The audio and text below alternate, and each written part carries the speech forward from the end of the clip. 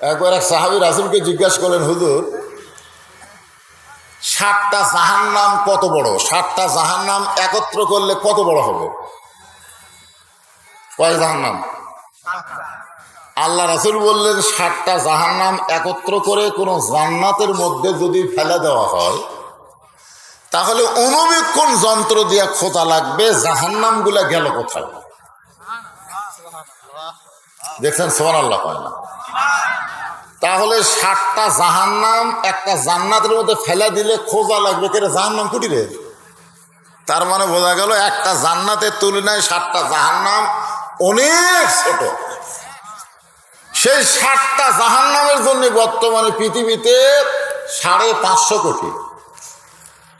কত কোটি? 550 কোটি। ইহুদি খ্রিস্টান হিন্দু বৌদ্ধ মিলে 550 কোটি হলো 7টা জাহান্নামের জন্য।